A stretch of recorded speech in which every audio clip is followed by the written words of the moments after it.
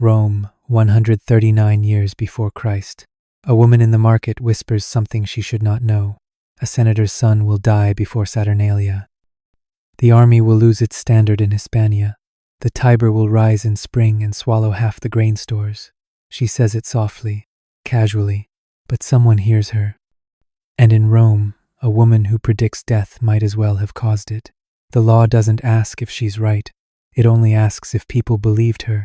She stood in the herb stall with rosemary in her fingers and blood in her mouth, not from violence, from biting her tongue too often. Antonia Vira had lived through 2 husbands, 3 miscarriages, and 4 summers of plague. She had learned to see what others would not, the signs before the signs. The way birds went silent before a storm, the way dogs howled before a death. She never claimed to be a seer. She never claimed anything. But when the baker's wife asked if her husband would return from campaign, Vera simply looked at the bread in her basket, not before it rots. The woman laughed, then cried. Within a fortnight, the news came in a scroll tied with black ribbon. That was the first whisper. The second came when a magistrate's daughter fell sick. Vera had warned her not to drink from the western aqueduct. The girl did anyway. She died 3 days later. The mother never forgave her. By the time Vera predicted the collapse of a temple beam that later killed 2 priests, she had stopped trying to soften her words. People wanted the truth until they heard it. Rome had temples for gods and laws for men, but nothing in between. And when a woman spoke as if she saw what lay ahead, the space between those realms closed like a fist. She was not arrested, that would be too loud. Instead, a man followed her home. He never spoke. But the next morning, the fruit seller would not take her coin. The washerwoman turned her away. Children stared, then ran. Even the dogs grew quiet when she passed. And that night, someone etched the word Venefica on her door, poisoner. It was not the truth that made her dangerous. It was how calmly she said it. She never raved, never wept. She only observed. That was her crime. In Rome, a man could slaughter in public and be called consul, but a woman who saw what was coming and named it aloud, she was a threat to the republic itself. And in the eyes of the Senate, prophecy was not a gift. It was a weapon, and weapons, when found in the wrong hands, had to be destroyed before they could be proven right. Before we continue, I'd really appreciate it if you liked this video and subscribed for more stories like this. And in the comments, let me know where you're watching from, what state or country. I read every one. The law did not name her. It never had to. It had been written long before she was born, before any of them were born.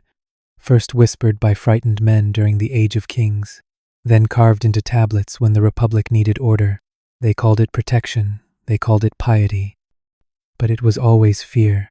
The fear that someone outside the temple, outside the Senate, outside the priesthood, might know something that was not theirs to know. The 12 tables had made it clear, no one shall enchant, divine, or call down the spirits of the dead without the blessing of the state. Even the augurs, those state-sanctioned watchers of birds and sky, were watched in turn by censors and consuls. Power in Rome was not about knowing. It was about controlling who was allowed to know and who was allowed to speak. Over time, the laws grew teeth. When the Bacchanalia swept through the South, senators called it sedition, wrapped in ecstasy. Thousands were rounded up, tortured, executed. Their crime? Rituals held without the Senate's permission. Later, after a slave revolt and a crop failure, a new law emerged, the Lex Cornelia de Sicarius et Beneficius. It was meant for poisoners, killers in the dark. But the word beneficius was a wide net. It meant more than poison. It meant manipulation, spellcraft. Anything that made people feel or believe something unnatural. And unnatural, in Rome, simply meant unsanctioned. The law said no woman could perform divination. But it did not stop there. Even those who appeared to foretell the future were suspect. Even those whose predictions were believed to influence outcome could be charged. The punishment was death by exile or burial, depending on the severity. But severity was a matter of perception. And perception, in Rome, was decided by senators in long robes and cold eyes. Antonia Vira had no scrolls, no altar, no priesthood, but she had influence. She had the ear of merchant wives, the trust of grieving mothers, the quiet respect of freed women. When she spoke, people listened. And when what she said began to happen, people began to fear that she might not just be lucky, she might be dangerous. There was no need for proof, only precedent. Rome had killed for less. A slave once claimed his master's death would come by lightning. When it did, the slave was burned alive. A girl once dreamed that a general would die at sea. He drowned on the voyage to Gaul. She was thrown into the Tiber. History does not record their names. But their stories still echoed through porticos and alleyways, passed between mouths like forbidden prayers. The law did not need to scream, it only needed to exist. And when someone like Vira crossed its invisible line, the law did not punish her for what she did. It punished her for what she might do next. The house was nothing, 2 rooms, 1 oil lamp, and a single fig tree that leaned too close to the roof. But inside, it was full, not of wealth, not of idols or scrolls, but of silence, a kind of sacred hush that fell over the women who gathered there. They came at dusk, when the streets emptied and the fires in the hearths grew low, wives of tradesmen, daughters of magistrates, widows who wore their grief like a second tunic. They came for her not for miracles, but for meaning. Antonia Vira never promised to change the future. She only named it. And in a city that buried its dead without answers, that was enough to make her holy or criminal. They brought her objects instead of questions: a blood-stained cloth, a broken comb, a piece of olive wood from a collapsed cart. She would place the item in her hand, close her eyes, and breathe once, just once. Then she would speak, quietly, never more than a few sentences. A wife handed her the sandal of her missing husband. Vira said, "He crossed the river, but not in life." The woman collapsed to the floor. Another brought a coin that her son had carried into battle. Vira touched it and said, "He's not dead." "But they'll say he is." Weeks later, the boy returned, barefoot and thin, after escaping an ambush. Stories like that moved faster than law, and that was the danger. Vira became something Rome had no name for, not priestess, not witch, something softer, stranger, a voice women trusted more than their husbands. She didn't preach. She didn't chant. She simply listened. And in return, they brought her dreams. Dreams of wells filled with ash, of dogs nursing snakes, of moons that bled across the sky. These weren't omens in the way Rome defined them, no entrails, no sacrificed birds. But they were powerful. They were private. They were feminine, and that made them political. One night, a woman arrived with her head covered. Her sandals were clean, too clean for someone walking the streets. She handed Vira a gold ring. "Will he return from Hispania?" Vira held it in her palm. "No." The woman's jaw tightened. She took the ring back and left without a word. Vira didn't know her name, but she remembered her eyes sharp, entitled, the kind that had never heard no spoken to them. The next day, Vira's door was scratched with a new word, impia, unholy. The fig tree outside dropped all its fruit at once, as if it too had been cursed. And inside, for the first time in weeks, no one came. Vira sat alone in the dark. She lit the lamp. The flame bent sideways, as if recoiling. She did not cry. She did not pray. She only listened to the silence that followed when the future has already been spoken, and the world begins to prepare its punishment. There was no arrest, no iron chain or shouted charge, only a knock, soft, deliberate, and then the silence of sandals on stone. Vira opened the door to find 3 men. Not guards, not priests. One wore a senator's cloak, another the dull leather of a city clerk, and the last held a scroll tied with red cord. "You are summoned," was all they said. She did not ask why. She knew. The walk through the forum was slow. People stared, but no one called out. No rotten fruit, no spitting. That would require certainty, and Rome trafficked in suspicion.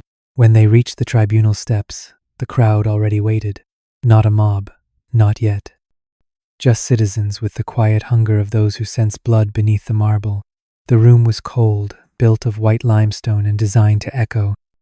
3 magistrates sat above her, draped in togas so stiff with purple bands they barely moved. The charge was not divination. That would require proof. The charge was veneficia malice through unnatural means. They read the testimonies. A merchant's wife who claimed Vira caused her miscarriage with a glance. A servant who overheard her say a building would collapse days before it did. A senator's niece who swore Vira named her father's death before it came. Vira did not speak. Not because she could not defend herself, but because she knew defense was not what they wanted. Rome was not built on truth. It was built on appearances. And a woman who predicted disaster appeared far too close to one. A magistrate asked if she had ever sacrificed in a temple. She said no. Another asked where she received her visions. She said, from the world. That was enough. The scroll was opened. The sentence read, death, by the rights reserved for women found guilty of veneficium. She would not be whipped. She would not be displayed. Rome had perfected a more elegant method erasure. As the crowd dispersed, one woman lingered by the column. She said nothing, but her eyes were wet. Vira recognized her, a grieving widow who once brought a lock of her child's hair. Vira had told her, he is not lost. The boy returned 2 weeks later, carried on the back of a caravan, alive. That woman said nothing now. She only watched as Vira was led away. Behind the tribunal, the city's noise faded. No screams, no protests. Only birds overhead, too high to hear what was done below.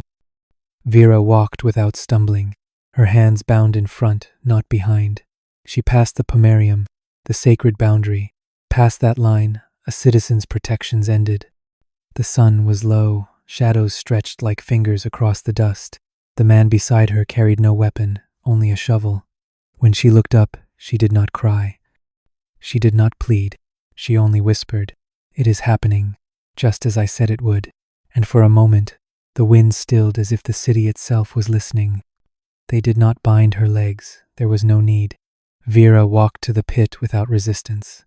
The grave had already been dug long and narrow, carved into the dry soil beyond the city's edge. It was not the kind of pit meant for bodies. It was the kind meant for objects that carried curses, dolls, bones, broken tablets, and now, a woman. 2 attendants stood beside it in silence, not looking at her face. One held a white cloth, the other carried nothing. There was no priest, no chant, no fire. Just the scent of crushed thyme from the nearby field and the sound of birds circling high above. They told her to kneel. She did. The cloth was tied over her eyes, then her mouth.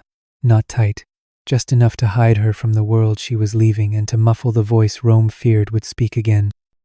She was lowered slowly, feet first, arms at her sides. It was not rough, not cruel in motion. The cruelty was in its calmness, the way the earth swallowed her like an unwanted secret. When her feet touched the bottom, she did not tremble. She tilted her head back, pressing the cloth against her eyes, as if trying to remember the shape of the sky. Then came the first shovel of earth. It landed softly on her toes. Then her knees, then her waist, each layer slower than the last, not out of mercy, but because ritual demanded stillness. She was not to be buried in haste. That would risk angering the gods. She was to be offered, like something unclean returned to the soil. The final layer covered her chest. The last breath escaped her lips beneath linen and silence. When the dirt reached her chin, one of the men paused, not out of doubt, just to wipe his brow. The other looked away, and still the earth kept falling. When it was done, they flattened the top with care, pressing the dirt into a smooth surface. No marker, no stone, no name, just soil, as if she had never existed. They left without a word, walking back toward the city as dusk folded over the hills. A fig leaf drifted down from a nearby tree and landed on the mound. It stayed there, trembling slightly in the breeze. That night, no one spoke of her. The women who once gathered in her home locked their doors and whispered prayers to distant gods. Even the senator's wife, the one who had come in secret, slept with her hands clenched over the gold ring her husband never returned for. Rome would not remember Vira. The law had done its work, but deep beneath the earth, inside the silence, something remained. Not breath, not voice. Just the echo of a woman who once said what everyone else was too afraid to see. And in that quiet pit, the future waited unspoken, but not undone. They said the year would be prosperous. That was the Senate's decree. They sacrificed bulls, scattered grain, and read the entrails until the priests smiled. But the signs lied. Or perhaps the gods were silent. It began with the river. The Tiber rose early, angry and brown, swallowing the low granaries along its banks. Wheat spoiled in its crates. Rats fled to the hills. Then came the fires. Not one, but 3 each on a different hill. The flames ate homes, temples, archives. A statue of Minerva melted into the forum floor. No cause was ever found. Men called it a test. Women called it a warning, but none said it aloud. Not after what happened to her.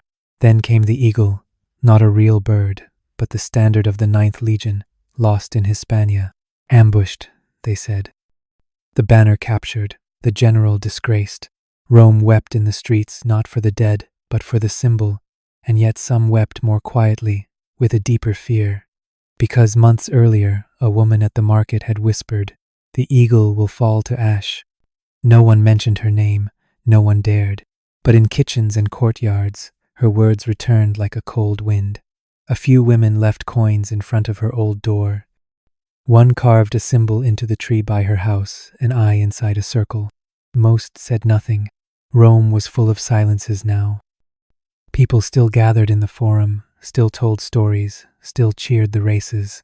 But there was a tension beneath the laughter, as if the ground itself was listening. And beneath it, the earth held a woman who had spoken too clearly. Not as a priestess, not as a witch, just a woman who had seen what others would not. The law had buried her body, but not her prophecy. And now, as Rome twisted in the fires and floods she named, her silence rang louder than the Senate's decrees. They had killed her to keep control, but power is not in titles or robes. Power is in who the people believe, and belief, once awakened, cannot be buried, not truly. Somewhere, another girl watches the sky, listens to the birds, hears the crack in a voice and knows what it means. And maybe this time, she will not speak. Maybe that is the future Rome deserves. If you want more stories like this, like and subscribe and follow Forgotten Stories, Ancient World. Also let me know in the comment down below where you're watching this from. I read every single one.